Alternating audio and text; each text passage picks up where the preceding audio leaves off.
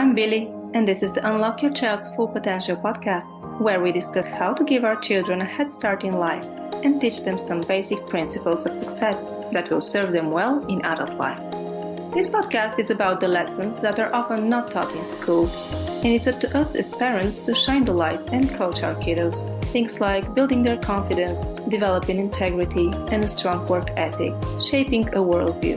It will also be about cultivating emotional intelligence skills, money mindset, personal growth habits, to name a few. I'm a mom of 3 young girls, and my mission is to raise them to be good humans, happy and fulfilled adults.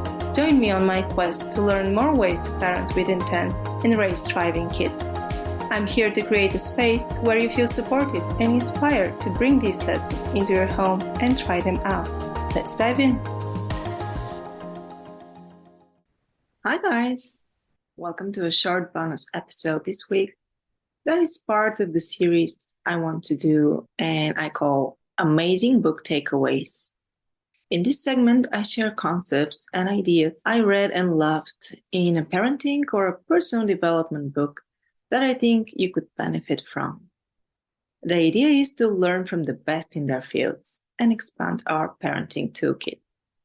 Maybe here's the place I should mention that I have spent the last 5 years creating book summaries on a diverse range of topics: self-improvement, entrepreneurship, autobiographies of successful people, family relationships, and parenting.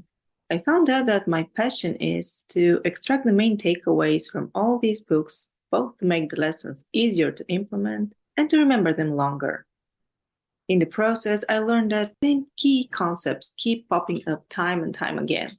Books present the same timeless principles delivered in a different way, shared through the lens of the author's personal experiences and outlined as lessons learned. I believe that when it comes to parenting, the same principles apply. There are a handful of things that we have to teach our children to prepare them for real life. And there are a million different tools we can apply depending on what fits our personal situation. So today I'm excited to talk about Angela Duckworth's book, Grit. I recently read it and fell in love with the idea of encouraging grit in our children.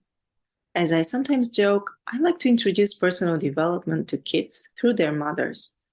So moms, I've got some practical tools I took from the book that you might find helpful in raising gritty children. In the book, Angela Duckworth argues that grit, which is a combination of passion and perseverance, is a more accurate predictor of success than intelligence or talent. And while grit is not the only factor that makes possible the accomplishment of our goals, it certainly plays a major role. I would argue that it's worth the time to talk a bit about the ways we can teach kids to work toward challenges, maintaining effort and interest over years, despite failure, adversity, and plateaus in progress. The author defines 4 steps in developing grit, and the first is to cultivate our children's interests. Interests are triggered by interaction with the outside world. The process of interest discovery can be messy and inefficient because without experimenting, you can't predict what will capture your little one's attention and what won't.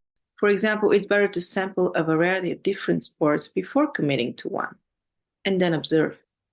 Sometimes kids won't even realize they're passionate about an activity, but we, as bystanders, will be able to notice the surge in their attention. When you finally found an area of interest, support them, celebrate the small wins, give positive feedback, and be very cautious with the corrective feedback. New interests thrive when there's plenty of encouragement. The second step is to develop a habit of daily challenge-exceeding skill practice. Once your child has found a fun activity she wants to commit to, it's time to introduce the deliberate practice. This is an effortful practice aimed to improve her skill. You deliberately set the level of challenge to exceed her level of skill.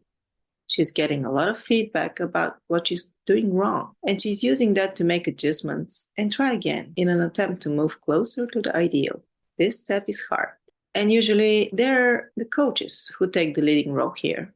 Yet knowing the process, we can better support our little ones when times are hard and they are discouraged. Although hard, deliberate practice can be experienced as enjoyable. Encourage your children to say to themselves, "That was hard, it was great." Encourage them to be proud of themselves because they did it and to enjoy the fact that they're making progress. The third part of the process of nurturing grit is to teach the kids to hope when all seems lost. We want to cultivate their ability to get above the floor when life has knocked them down, to keep getting up time and time again, always learning and growing. We want them to stay optimistic even when they feel disheartened. When teaching them to remain hopeful and persevere, it's helpful to explain adversity in an optimistic way. When something doesn't go as planned, this is how I flip it on its head. I remind myself, this is not happening to me, it's happening for me. In every setback, there is a lesson to be learned, and I am meant to go through this and collect the wisdom. Hope aside, there's another part of being resilient and sticking with things. And it's actually believing you can do it. The belief comes from self-worth, and that comes from how others have made us feel in our lives. For our children to believe in themselves, we have to believe in them.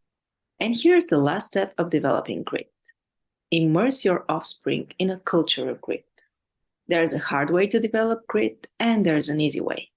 The hard way is to do it by yourself.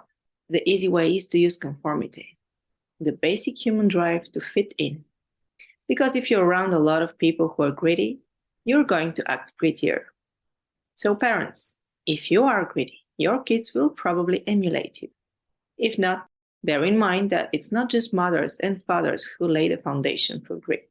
There's a larger ecosystem of adults that extends beyond the nuclear family. Developing your kids' personal grit depends critically on other people, coaches, teachers, friends.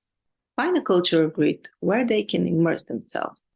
Having all these pieces in mind, there is a practical exercise that I would like to draw your attention to. I'm definitely going to implement it in our family with the girls that are old enough. By the way, always keep in mind that these lessons are not applicable for everyone right away. My 4-year-old is not ready to engage in deliberate practice, but my 9-year-old is. What I can do with a 4-year-old is to introduce her to different sports, for example, or just pay attention to what she enjoys doing, singing, drawing, performing, and be ready to support her later on. Having said that, here's what Angela Duckworth recommends to parents who want to cultivate grit in their children. Abide by the hard thing rule, and in addition, the fun thing rule. She suggests asking our kids to do something that will teach them through experience, deliberate practice, and resilience, but also making sure that they're doing things that they're finding interesting and enjoyable, even if it doesn't seem that they could ever lead to anything more serious. Why? Because the ultimate goal is to grow up to develop a calling, a fun thing that is also a hard thing. The hard thing rule has 3 parts. The first one is that everyone, including mom and dad, has to do a hard thing. A hard thing is something that requires daily deliberate practice. It could be playing an instrument, a sports practice, or math lessons, anything that qualifies. The second part of the rule is you can quit, but you can't quit until the season is over, the tuition payment is up, or some natural stopping point has arrived. You must, at least for the interval to which you have committed yourself, finish whatever you begin. In other words, you can't quit on a day when your teacher yells at you, or you lose a race, or you have to miss a sleepover because of a recital the next morning. You cannot quit on a bad day. And the third part, you get to pick your hard thing. Nobody picks it for you, because it would make no sense to do a hard thing that you're not even vaguely interested in. The idea of implementing the hard thing rule is to learn to follow through something hard while still in school. This seems the best possible preparation for doing the same thing later in life. Here's how the hard thing rule looks for us. My thing is working on this podcast. It's new for me. I'm often faced with situations outside my depth and comfort zone. And I keep repeating to myself, this is hard and I'm proud of doing it. My oldest daughter, Laura, picked playing the piano as her hard thing, which is also her fun thing. My 7-year-old decided on swimming lessons. She often has tears in her eyes during practice when the coach gives her a new exercise, and yet she is always eager to go to the next practice.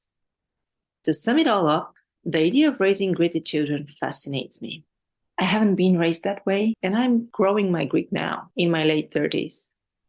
I want to help my girls build resilience early on, so they have it a bit easier than me to adapt to life's challenges and to follow up on their goals. I hope the information I shared was helpful and inspiring for you too.